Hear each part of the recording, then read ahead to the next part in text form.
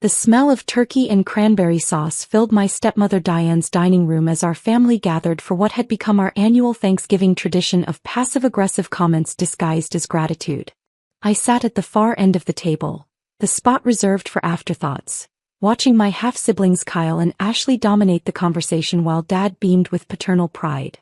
"So Kyle's promotion came with a company car," Diane announced, serving herself another helping of stuffing.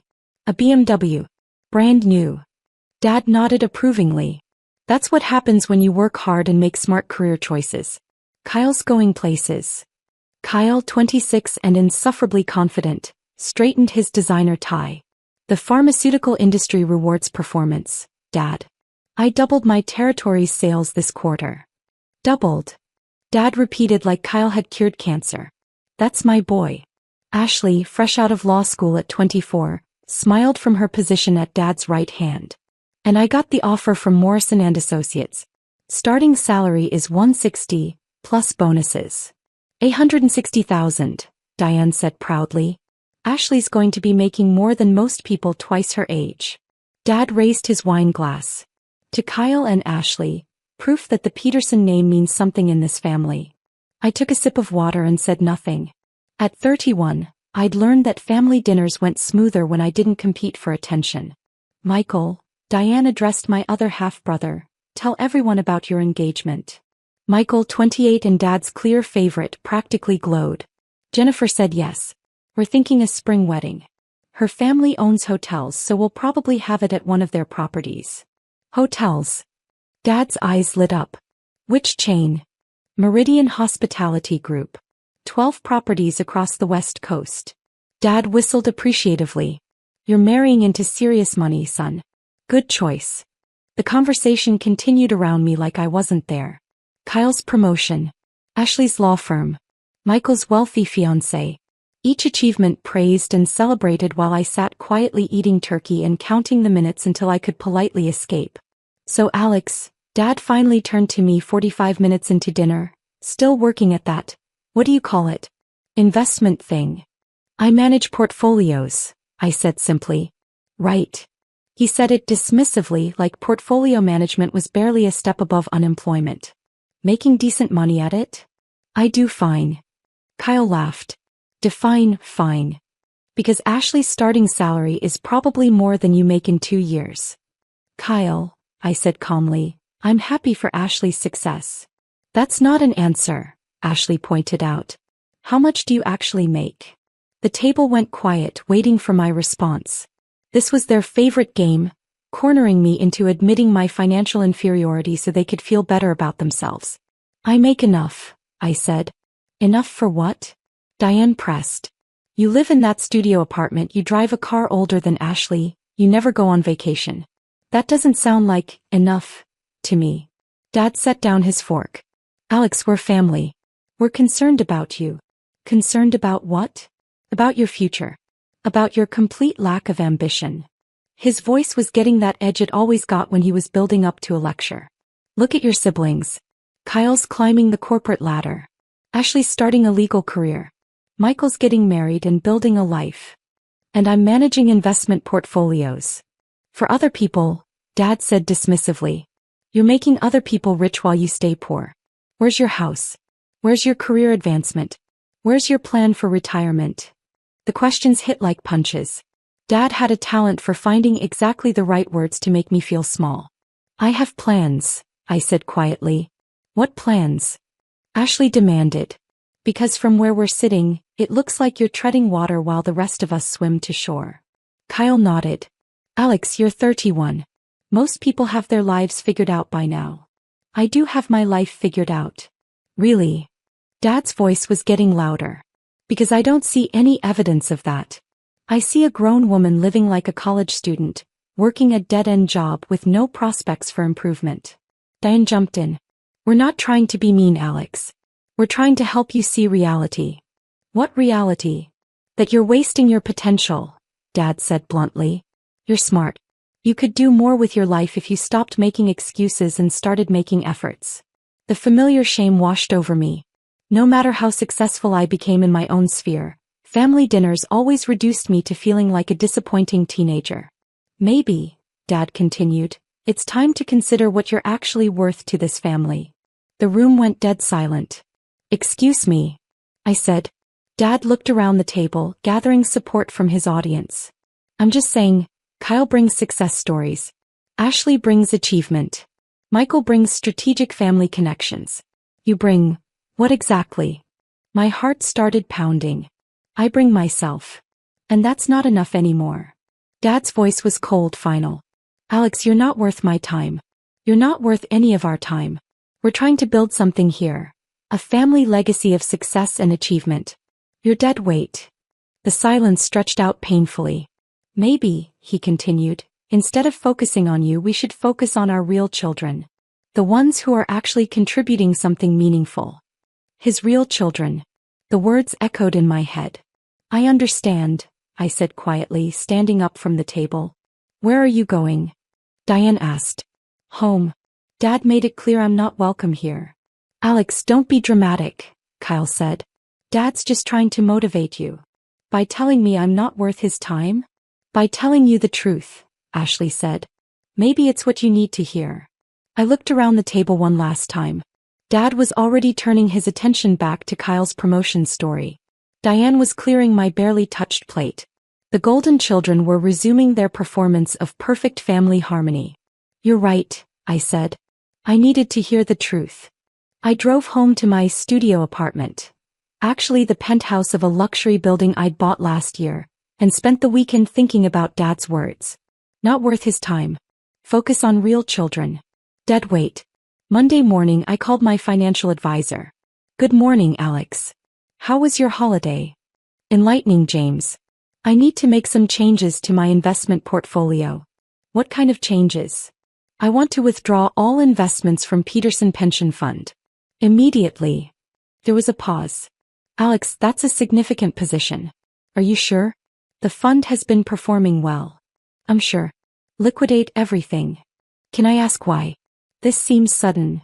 Personal reasons. How quickly can it be done? Given the size of your holdings, it'll take about 24 hours to process. But Alex, this represents nearly 40% of your liquid investments. We're talking about. I know exactly what we're talking about. Process the withdrawal. Understood. I'll have the paperwork ready by tomorrow morning. Tuesday morning my phone started ringing at 7:15 a.m. Alex. Dad's voice was panicked. Alex, I need to talk to you. Good morning, Dad. Something's wrong with my pension account. The balance shows zero. Zero, Alex. There has to be a mistake. That doesn't sound right. Have you called the fund manager? I tried. They said there was a major investor withdrawal yesterday that affected the fund's liquidity. They had to suspend all accounts temporarily. That's concerning. Concerning? Alex, that's my retirement money. 30 years of contributions and it's gone. I was making coffee in my penthouse kitchen, looking out at the city skyline through floor-to-ceiling windows. I'm sure it's just a technical issue. They said the withdrawal was so large it destabilized the entire fund. Who has that kind of money? What kind of person pulls $40 million out of a pension fund? I paused, my coffee mug halfway to my lips. 40 million. That's a lot of money. Alex, I'm freaking out here. I'm 62 years old. I was supposed to retire in 3 years. This was everything. Dad, have you considered that maybe this is what you needed to hear? Silence. What do you mean? The truth about your situation. Maybe it's time to stop focusing on your retirement and start focusing on rebuilding your relationship with your daughter. Alex, this isn't the time for, wait. His voice changed. Wait a minute. Yesterday you said I needed to hear the truth. I did say that. And now my pension fund collapses because of a major investor withdrawal. Interesting timing. Alex. His voice was barely a whisper. How much money do you have? I walked over to my home office, a beautiful space overlooking the city, and pulled up my investment portfolio on my computer. Currently, including the withdrawal from Peterson Pension Fund, about $230 million. The line went completely silent. 230 million, he finally whispered. Give or take a few million. The markets fluctuate. You were the investor who destroyed my pension fund? I was the investor who withdrew my money from a poorly managed fund that was using my capital to pay other people's retirement benefits. Poor financial structure, really. Your money? Alex, how do you have $40 million invested in anything? I settled into my desk chair, surrounded by monitors showing real-time market data, investment portfolios and business metrics.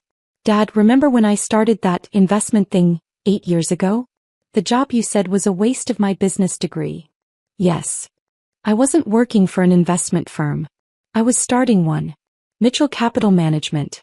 We specialize in technology investments and emerging markets. Silence. The studio apartment you've been making fun of? It's a penthouse. I bought the building 2 years ago and redesigned the top floor to my specifications. Alex. The old car? It's a classic I restored myself. I also own a Tesla, a Range Rover and a motorcycle, but I drive the Honda to family dinners because I didn't want you to ask uncomfortable questions about my finances. I don't understand. Dad, I've been managing investment portfolios for some of the wealthiest families on the West Coast. I've been advising tech startups that have gone on to billion-dollar valuations. I've been building wealth while you've been criticizing me for not having a real job. The line was quiet for so long I thought he'd hung up. Alex, he finally said, I called you worthless. You said I wasn't worth your time. That you should focus on your real children. Jesus, Alex. I'm so sorry. Are you sorry because you hurt my feelings or because you found out I'm wealthy? Another long pause. Both, he admitted. But mostly because I hurt my daughter. My real daughter. I am your real daughter, Dad. I know that now. I looked out at the city below, thinking about the years I'd spent building my companies while Dad praised Kyle's pharmaceutical sales and Ashley's law school achievements. I'd wanted his approval so badly that I'd hidden my success, hoping he'd value me for who I was rather than what I'd accomplished. Dad, I want to ask you something. Anything. If I was still working part-time at someone else's investment firm, if I was still living in an actual studio apartment, if I was still driving that Honda because it was all I could afford, would you love me? The question hung in the air. Yes, he said, and his voice broke slightly. Yes, Alex. I would love you. I should love you. I do love you. Even if I wasn't worth your time? Especially then. Alex, what I said was unforgivable. It was hurtful. It was more than hurtful.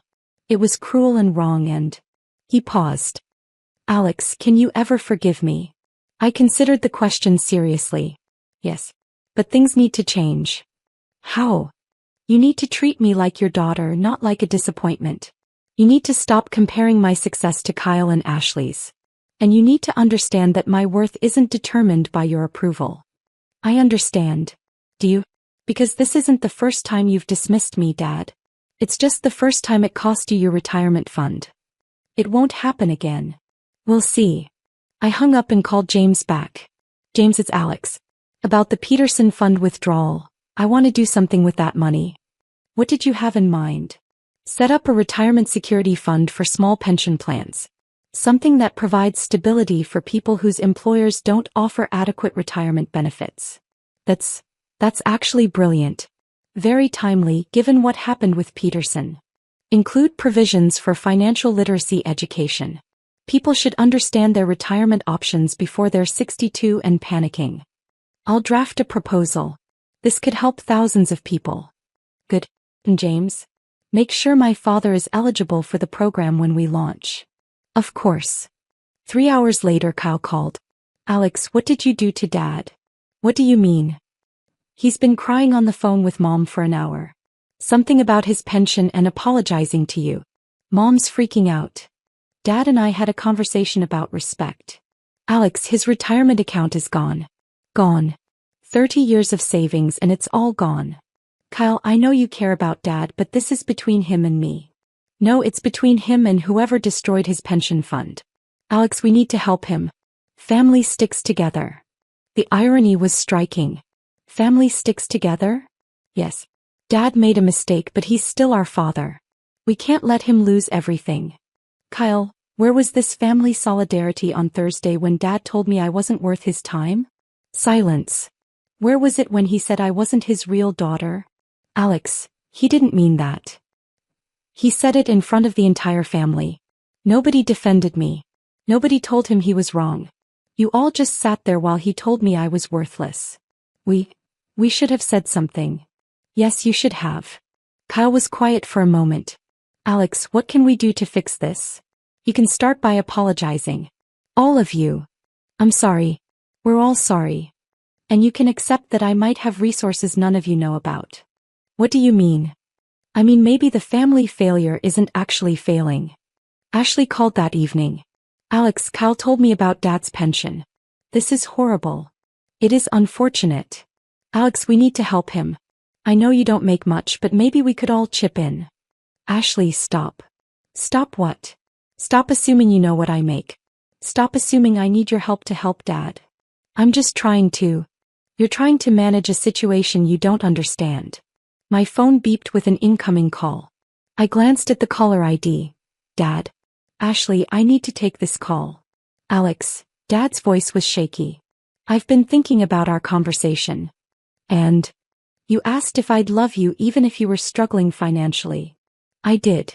The answer is yes. Absolutely yes. Rich or poor, successful or struggling, you're my daughter and I love you. Thank you for saying that. But Alex, I need to ask, did you have something to do with what happened to my pension? I looked around my penthouse office with its bank of monitors showing my various investments and business ventures. On one screen, I could see the Peterson Pension Fund statement showing my withdrawal. On another, the preliminary plans for the retirement security fund that would replace it. Dad, what would you say if I told you I had the power to fix your pension problem? I'd say that's impossible. We're talking about $40 million.